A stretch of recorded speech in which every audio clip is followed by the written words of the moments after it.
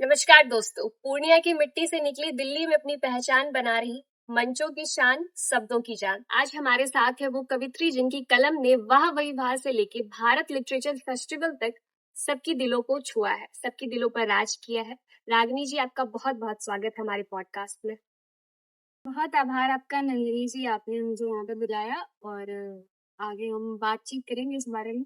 मैं भी बहुत प्रभावित हूँ आपसे और आपके कार्यों से जो आप इस क्षेत्र में रहकर कर रही हैं। आपको बहुत शुभकामनाएं। रागिनी जी, सबसे पहले आप हमें अपने बचपन और अपनी कविता के सफर के बारे में डिटेल में बताइए। नंदिनी जी, बात दरअसल ये है कि कविताओं के विषय में मुझे छठी सातवीं कक्षा में पता चला कि मैं इस क्षेत्र में कुछ कर सकती हूँ या माँ भगवती की कृपा से इस विधा में मैं कुछ योगदान कर सकती हूँ। तो मेरे जो दादाजी थे वो बहुत ही अच्छे लेखक थे। मैथिली और हिंदी गीतों का बहुत सुंदर संकलन भी किया हुआ था उन्होंने अपनी डायरी में, जो दुर्भाग्यवश हमारे पास अभी नहीं है क्योंकि दीमकों ने उसका सफाया कर दिया। तो मुझे बड़ी खुशी होती है अगर मैं वो साझा कर सकती सबके साथ। तो मुझे लगता है कहीं ना कहीं उनको देखकर बचपन से ये जो बीज था, कविता का जो बीज था, वो अंकुरित होता गया। और जब मैं थोड़ी बड़ी हुई, स्कूल में आई, तो फिर जो कॉम्पिटिशन्स होते हैं, प्रतियोगिताएं होती हैं, उसमें थोड़ा बहुत लिखने लगी, करने लगी। फिर 10वीं 11वीं के बाद जो नियम होते हैं व्याकरण आदि के, वो सीखे। उसके बाद छंद, मुक्तक, गीत आदि लिखने सीखे।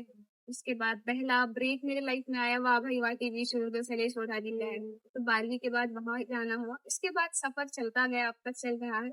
देखते हैं भगवती की कृपा रहेगी तो आगे चलता रहेगा ऐसे।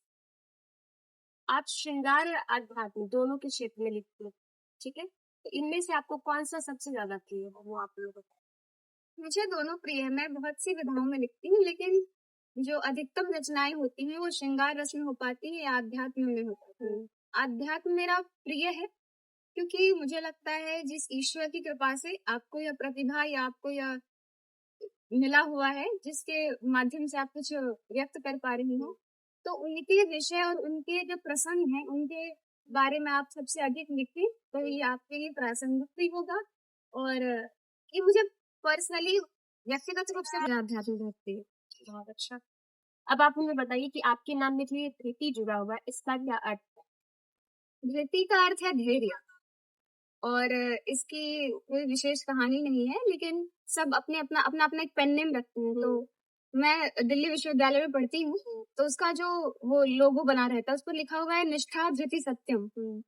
तो वहां से मैंने देखा था और मुझे लगा कि ये मेरे नाम के साथ सुंदर लगेगा।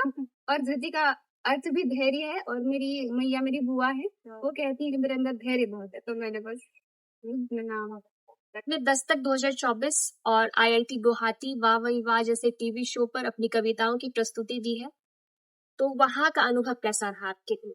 मेरा अनुभव बहुत ही अच्छा रहा। मैं पहली बार 12वीं के बाद अपने पूर्णिया से बाहर गई। मुंबई जाना हुआ, अकेले गई। घर में पहले कोई मान नहीं रहे थे कि कैसे जाओगी कैसे जाओगी। उनको समझाया मैंने कि इनकी व्यवस्थाएं बहुत ही उच्च कोटि की हैं, बहुत अच्छी हैं। तो यहाँ से पहली बार मैंने जो वायुयान का सफर है, पहली बार मैंने एयरप्लेन का सफर किया, जो हमारे जैसे परिवारों के बच्चों के लिए बहुत बड़ी बात होती है। तो बहुत बहुत एक्साइटेड भी थी मैं। फिर वहां जाना हुआ। शैलेश जी के साथ मेरा अनुभव बहुत अच्छा रहा, बहुत अच्छे हैं वो। और वहाँ जो उसके इनकी पूरी टीम बहुत अच्छी थी। उन्होंने बहुत ही अच्छे से हर एक छोटी से छोटी चीजों का ख्याल रखा और सुरक्षित घर तक पहुंचाने की भी जिम्मेदारी ली। तो और उसके अलावे जैसे IIT गुवाहाटी है, कोई भी मंच हो, दस्तक हो, जिसमें कुमार विश्वास जी का सानिध्य प्राप्त हुआ था, तो सबका अनुभव बहुत अच्छा रहा। और अंत में बस यह प्रेरणा मिली कि आगे करते जाना है। कुछ ना कुछ सीखने को हर जगह से मिला, जो त्रुटियां थी उसको सुधारने का अवसर मिला और कुछ नए नए आयामों को प्राप्त करने को अवसर। आपकी कविताओं में अक्सर राम जानकी, बेटी और समाज जैसे विषय नजर आते हैं। क्या आप हमें इनमें से कोई एक कविता साझा कर सकते हैं? हाँ जी। वैसे तो मैंने आपको बताया कि जहाँ पर आवश्यकता लगती है उस विषय पर लिखना आवश्यक होता है और लिखती भी। तो मुझे लगता है आपके पॉडकास्ट के माध्यम से मुझे आज के समाज की जो हमारी बेटियां हैं, महिलाएं हैं, उनको सबसे अधिक आवश्यकता है संदेश देने की। तो एक छंद है, उसके माध्यम से मैं बताना चाहूंगी कि हमारी बेटियों को, आज की बेटियों को कैसा होना चाहिए। छंद ऐसा है। सौम्य भी हो, भोरी सी, सरल चटकी भी हो, और सभी गुणों का प्रसार हो ये बेटियां। सौम्य भी हो, भोरी सी, सरल चटकीली भी हो और सभी गुणों का प्रसार हो ये बेटियां। चमक हो सूर्य सी ललाट मानो हो क्षितिज, वेद के ऋचाओं का आधार हो ये बेटियां। कि आन मान स्वाभिमान पे जो आँच आई तब, विष में बुझी हुई कटार हो ये बेटियां। कि रूप रंग अंग ढंग चाल से हटा के मन, रूप रंग अंग ढंग चाल से हटा के मन, शौर्य ज्ञान धीरता का सार हो ये बेटियां। शौर्य ज्ञान धीरता का सार हो ये बेटियां। बहुत अच्छा बोला आपने। तो दोस्तों, सुना आपने अभी रागिनी जी ने कितना बढ़िया तरीके से बताया कि हमारी लड़कियों को, हमारी नारियों को कैसा होना चाहिए, वेद कन्या के जैसा। जैसे वेदों में हमारी लड़कियों को बताया गया है कि वो कैसी होती, लेकिन अभी के टाइम में लड़कियों को रंग रूप बॉडी के तौर पर ऑब्जेक्टिफाई किया जाता है। आजकल तो आप लोग देखते ही हैं सोशल मीडिया पे लड़कियों के साथ क्या हो रहा है। तो हमें उनके जैसा नहीं बनना है, हमें अपनी वेद कन्याओं के जैसा बनना है। रागिनी जी, आपने बहुत अच्छा बताया। इस कविता के माध्यम से हमारे श्रोताओं को आपका बहुत बहुत धन्यवाद। रागिनी, आप हमारे पॉडकास्ट के माध्यम से हमारे आज के युवाओं को क्या संदेश देना चाहेंगे? जी नंदिनी जी, हम दोनों भी युवा पीढ़ी का हिस्सा हैं और हम सब जानते हैं राष्ट्र की उन्नति के लिए, राष्ट्र को चरम उत्कर्ष तक पहुंचाने के लिए युवा पीढ़ी को रीढ़ कहते हैं किसी भी राष्ट्र का। तो जैसे जैसे युवा पीढ़ी बढ़ेगी वैसे वैसे ही राष्ट्र चलेगा। तो यद्यथा चलति श्रेष्ठ तत्देवेतरो जनाम, और हमारे लिए जो श्रेष्ठ है वो युवा पीढ़ी है, और हम जैसा करेंगे वैसा ही समाज, वैसा ही राष्ट्र करेगा। तो हम सबने सदैव अच्छा किया है।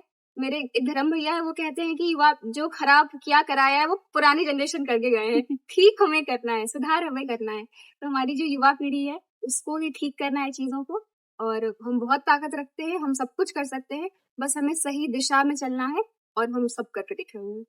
बहुत धन्यवाद दोस्तों। आज हमने शब्दों की इस जादूगरनी के साथ रागिनी झा धृति के साथ समय बिताया।